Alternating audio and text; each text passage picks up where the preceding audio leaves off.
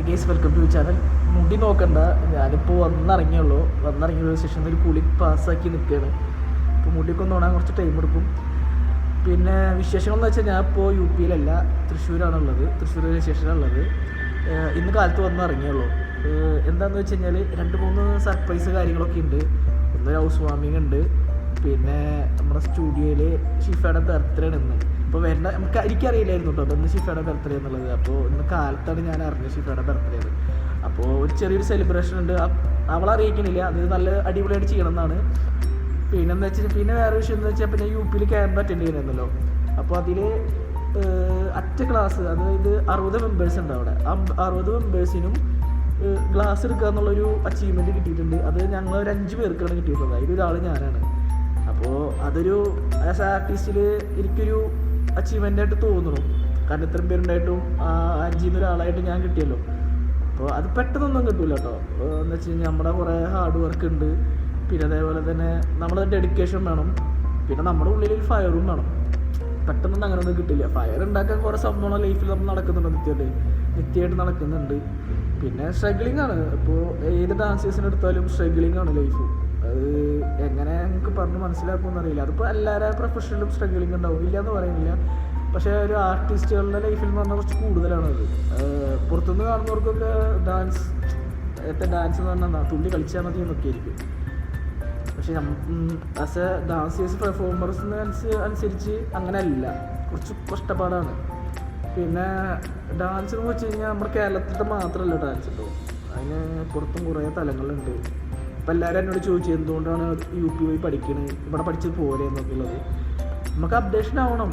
കാലം മാറി, ഡാൻസിൻ്റെ ക്രിയേറ്റേഷൻ മാറി, അപ്ഡേഷൻ വന്നു. ഇതൊക്കെ നമ്മൾ പഠിച്ചു തരുന്നേ പറ്റുള്ളൂ. അത് വേറെ സിനിമാറ്റിക് കളിക്കുകയാണെങ്കിൽ ഇതിൻ്റെ ആവശ്യമില്ല കേട്ടോ. അത് നമ്മൾ തുറന്നു പറയാറ്. സിനിമാറ്റിക് ആണെങ്കിൽ ഇതിൻ്റെ ആവശ്യമില്ല.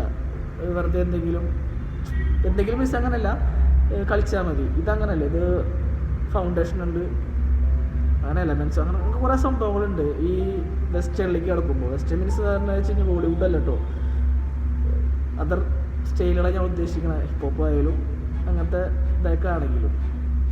പിന്നെ ഇനിയിപ്പോൾ നേരെ സ്റ്റുഡിയോ പോകണം. 1 മാസത്തോളം സ്റ്റുഡിയോയിൽ വന്നിട്ട് സ്റ്റുഡിയോത്തെ അവസ്ഥ എന്താണെന്ന് അറിയില്ല, പോയി നോക്കണം. എല്ലാവരും മിസ് ചെയ്യുന്നുണ്ട് നല്ലപോലെ. അപ്പോൾ പോയി കാണണം. ഷിഫയുടെ ബർത്ത്ഡേ അടിപൊളിയാക്കണം. ബാക്കിയൊക്കെ നേരിട്ട് കാണണം. Okay, by.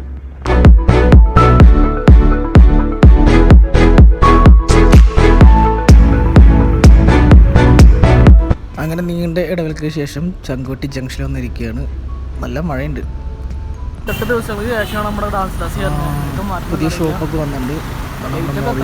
സ്റ്റുഡിയോ ഇല്ല, നല്ല മഴ ഉള്ള കാരണം ചെയ്യാൻ പറ്റുന്നില്ലല്ലോ. ഗൈസ്, ഇതാണ് എൻ്റെ സ്റ്റുഡിയോ. എൻട്രി ഭാഗമാണ്, ഓഫീസ് റൂം. ഇതൊക്കെ എനിക്ക് കിട്ടിയ അച്ചീവ്മെൻ്റാണ്. ബെസ്റ്റ് കൊറിയോഗ്രാഫി അവാർഡ്, പിന്നെ അത്യാവശ്യം അവാർഡുകളൊക്കെ കിട്ടിയിട്ടുണ്ട്. ഇതൊക്കെ എൻ്റെ സ്വന്തം അച്ചീവ്മെൻ്റാണ്. കണ്ടില്ല, ഇത് ഞങ്ങളുടെ ഫുൾ ക്രൂ FIS. നേരെ നോക്കി നമ്മുടെ സ്റ്റുഡിയോൻ്റെ ഉള്ളിലേക്കൊന്ന് കയറി നോക്കാം. ഇതാണ് നമ്മുടെ ലോഗോ. ഇതാണ് എൻ്റെ സ്റ്റുഡിയോ. മാറ്റങ്ങളൊന്നുമില്ല. ലൈറ്റ് കുറവുണ്ടോ എന്നൊരു സംശയം. അതിനുണ്ട് നമ്മുടെ സ്റ്റുഡിയോ. അത്യാവശ്യം വലിപ്പമുണ്ട്. ഇത് വരയ്ക്കാനായിട്ട് തന്നെ ഒരു 1.5 മാസം എടുത്തിട്ടുണ്ട്. This logo videos. അങ്ങനെ ഷിഫ എത്തിയിട്ടുണ്ട്. ശ്രദ്ധ വിളിക്കുകയാണ്. ആൾ മൊത്തം സർപ്രൈസ് ആയിട്ട് നമ്മളൊരു എൻട്രി സോങ് പോലെ കൊടുത്തിട്ടാണ് കയറ്റാൻ ഉദ്ദേശിക്കുന്നത്. അത് കാണാം. അപ്പോൾ വായോ മുഴങ്ങിടും പാട്ട് കൊടും സന്തോഷ പിറന്ന നാൾ വാഴ്ത്ത്. സ്നേഹം വന്നാൽ മധുരത്തേന് തീനായി പൂവും വന്ദിച്ചാറ്. കോപം കൊണ്ടാൽ നഗമേതൊണ്ടാൽ വേറാരും വേണ്ടി നിൽക്കുന്നന്മാര്.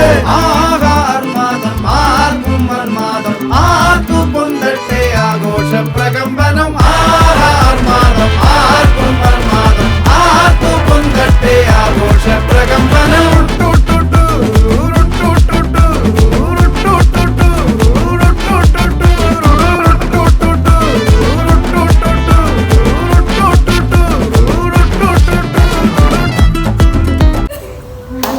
കറി ഒന്ന് കറിഞ്ഞിട്ട് വേണേ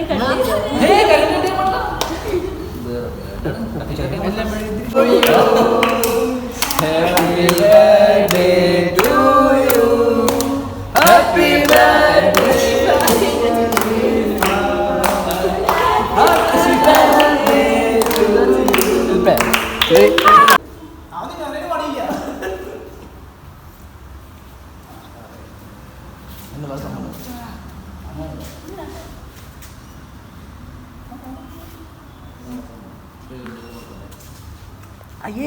വെച്ചു കൊടുക്കുക തേമ്പല്ലാണ്ട് ഞാനും വിചാരിച്ചേ നിങ്ങളെന്തിങ്ങനെ ഡീസൻ്റായോ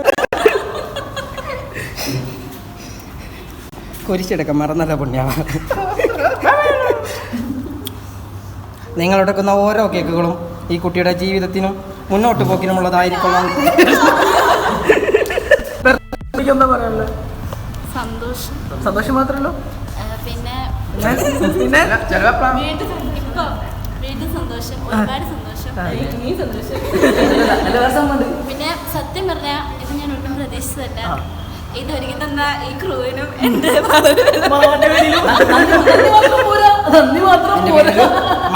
ഒരു ഡാൻസ് ഇവിടെ പെർഫോം ചെയ്യണം. ഡാൻസ്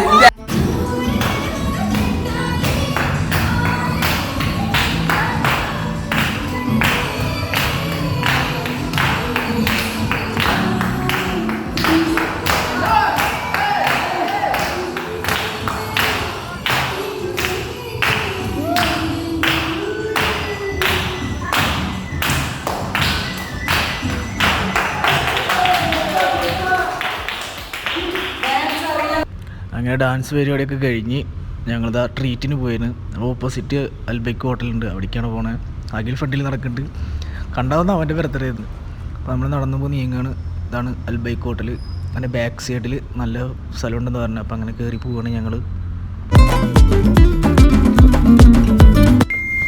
ഞങ്ങൾ എന്ത് ഓർഡർ ചെയ്യുന്നുള്ള കൺഫ്യൂഷനിലാണ്. എന്ത് ചെയ്യും അഖിലേ? തിരികൾ ഉരുകട്ടെ മെഴുക് വളരട്ടെ വയസ്സ് എണ്ണിൽ തളര് മുടിതട്ടാ മുഖമേ ഇരുകണ്ണിൻ അഴകേ പുരുഷത്വത്തികവേ പലകാലം നീ വാഴ് കടലും കരയും ഇന്നിളക്കമല്ലേ സമയം നിലയ്ക്കുവാനൊരുക്കമല്ലേ. സോണിയുടെ കാര്യമുള്ള വിചാരം. എന്താണോ സോണിയാണോ? എന്റെ പേര് സോണി.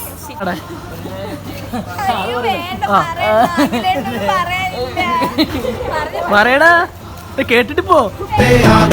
ഫുഡ് മേടിച്ചാൽ താല്പര്യപ്പെടുന്നു.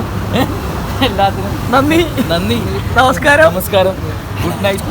ഇനി നാളെ വന്ന് ഇതേപോലെ ഫുഡ് ഇതുപോലെ ഒന്ന് ഫുഡ് മേടിച്ചാൽ അടുത്ത കൊല്ലം ബർത്ത്ഡേ നാളാക്കാം. അടുത്ത കൊല്ലത്തെ ബർത്ത്ഡേ ഏറ്റവും നേരത്തെ ആക്കാൻ നോക്കുക. എന്നിട്ട് ഞങ്ങളെ സന്തോഷിപ്പിക്കുക. ഞങ്ങളെ എക്സ്ക്യൂസ് മീ, നിങ്ങളുടെ ബർത്ത്ഡേക്കും ഇങ്ങോട്ട് പ്രതീക്ഷിക്കുന്നു. പിന്നെ തീർച്ചയായും ഞങ്ങൾ വിളിച്ചാൽ നിങ്ങൾ വരണം. ഞങ്ങൾ ആഗ്രഹിക്കുന്നു. മാനം